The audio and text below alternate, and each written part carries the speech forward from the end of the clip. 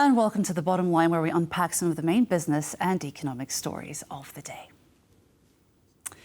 We don't need to reiterate the significance of the 2025 German elections. Now we await to see the changes. Will Friedrich Merz bring back Europe's economic powerhouse? Obviously, it matters to the Germans, but it also matters to the EU and to the Central and Eastern European region in ways that may seem less obvious. I'm now joined by Jens Boysen-Hogrefe, Deputy Director at the Kiel Institute, to tell us more. Hello, and thank you very much for joining us today. Hello, nice to meet you. Hello. So a potential new, better chapter for Germany under Friedrich Merz could open after a good few courses of GDP contraction and industrial struggles. What are the chances that this will happen? The bar is set very high, and I'd like to just have a look at a graph with the GDP figures for the last quarters to give our viewers some context. What are your thoughts? Well, several of the bad news won't vanish even after this election. So China is now a major economy that is where industrial production, manufacturing goes up quite rapidly, and it's this is really in deep contrast to Germany. And now it's China's industry is now competing in fields where Germany was quite successful previously. Car manufacturing, machinery, equipment, and this won't go away, even if the ministry, or even if when the election can bring some change. That's one aspect, and the other one is that we have a blocking minority of rather radical parties in the German parliament, so they can stop any change to the constitution. And this will make it hard to come up with really deep reforms, reforms that might be needed with regarding the debt brake, or also with the federalism in Germany. And the federalism in Germany might also be a problem regarding bureaucracy and red tape. And so it's not that easy to come to quick solutions when it's about deregulating the economy. Well, this is the fiscal policy reform that is expected to play a key role in ensuring that there is some kind of economic recovery. So you don't expect that this debt brake will go away, but there must be some sort of fiscal policy reform that will have to be implemented. Yes, indeed. So Germany, so the deficits were quite high in the previous year. So, and if the debt brake would not change, we would face would have to face austerity measures in a time where we need extra defense spending, in a time where we need extra spending on the infrastructure.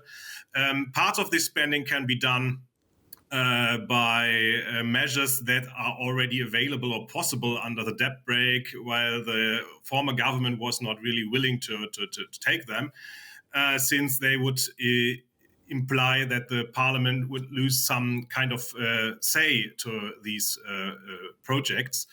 It's more likely that the new government might be able might be willing to accept these kinds of measures. Regarding defense spending, it's a bit more complicated. It could be that the new government will call for an emergency case and to fill the gap for the current year and maybe the next year. But this cannot go on forever, and so we are in trouble. And maybe if no other opportunity is at hand, we need a European solution to finance additional defense spending. And that's, of course, unpleasant when Germany needs the help of others to do something that it should do on its own. But my understanding is that Friedrich Merz is very determined in terms of increasing defense and military spending. Obviously, that would be a natural way to boost arms manufacturing, and obviously Rheinmetall would benefit from that. And also, Merz is very aware of the fact that Europe must be ready to defend itself now that the US is less keen on defending Europe. I think many politicians in Germany really are really aware of this, and they want to change it. But it's not that easy, given our constitution and given that we have a blocking minority of the hard right-wing and left-wing party in the German parliament, and it's so we need a bit to think about it. Of course, it could be a good opportunity to sound strange, but when we ramp up our defense spending, and it could be that this comes at a time where it would be quite helpful for the German industry, for the German manufacturing sector, if it works out that we can shift parts of the manufacturing from maybe the automotive sector to the defense sector. Ramping up government expenditure would not end up in additional inflation, and this would be very helpful also to have to popularize such a policy. But again, it's a matter how to finance this, and that's not really easy, given that the outcome of the elections were not that favorable than they look at the first place. Just taking a step back, what do you consider as an absolute priority or priorities in terms of what Merz should do, keeping in mind that the Germans' expectations are running incredibly high at the moment? Of course, we need a drastic change or we need a drastic change regarding security policy, regarding defense spending. We have to ramp it up.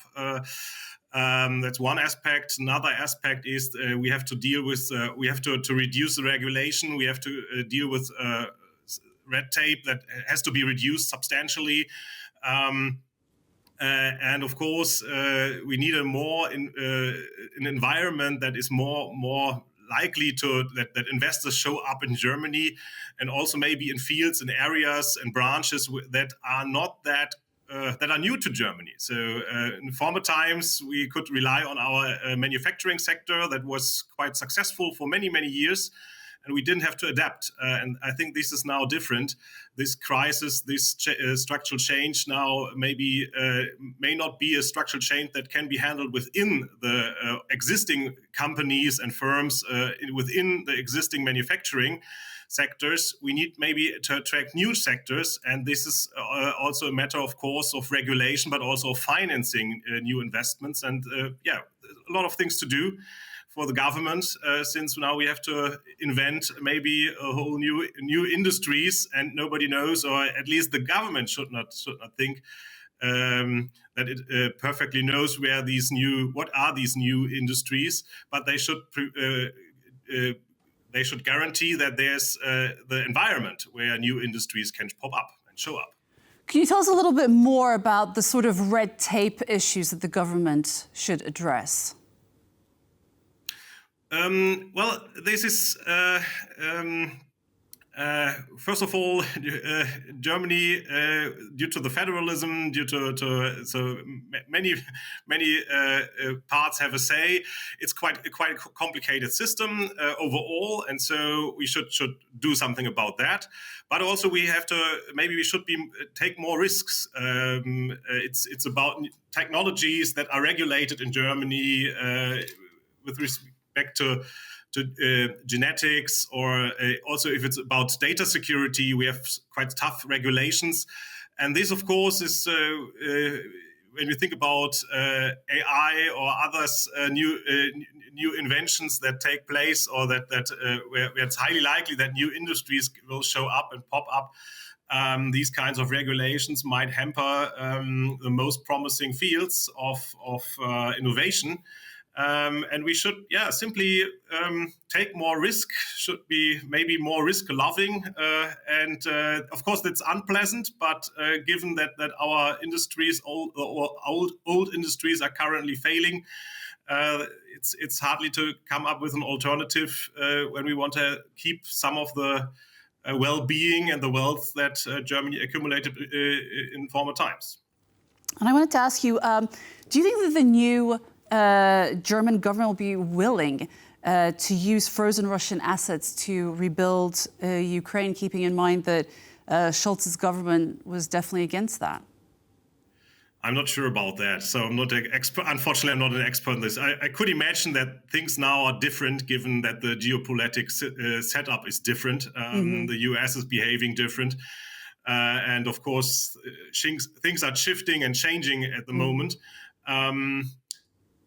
But actually, Too early to say. Too early to say, and I'm not really an expert in these kinds of. So sorry for that. That's okay. No. So moving on, just as we wrap up, what are the prospects and the vision for green and nuclear energy for Germany, keeping in mind that Merz's priority is economic growth and business? Yeah, unfortunately, decisions in the energy sector typically take some time until they really show effects. So when Germany would say we return to nuclear power, new nuclear power plants, maybe 10, 15 years later, we will have them. Rebuilding the old ones could be a bit faster, but the impact would be also not too drastic. So this is something, again, where we have to say, yeah, even if we are willing to change, it will take a bit until we have positive feedbacks. What is quite helpful maybe is that renewable energies now is really massive build up there, and hopefully if we are able to bring this into the net and additional investments are done in this field, maybe this could have an impact in 2-3 years, up to so a bit earlier. But in the end, I fear that energy will never be a factor that really favors manufacturing and industry in Germany. So we will rather be for the upcoming years. It's rather a problem than something that will really say this is a reason why you should invest in Germany. And yeah, unfortunately it's the way it is, and it's no quick solution maybe at hand. Okay, Jens, we'll have to end our conversation there. Thanks so much for joining us today.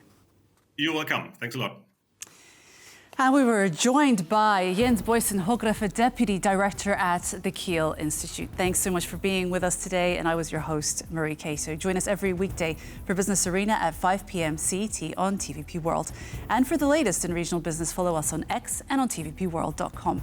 And for more news and features, stay with us on TVP World. Goodbye.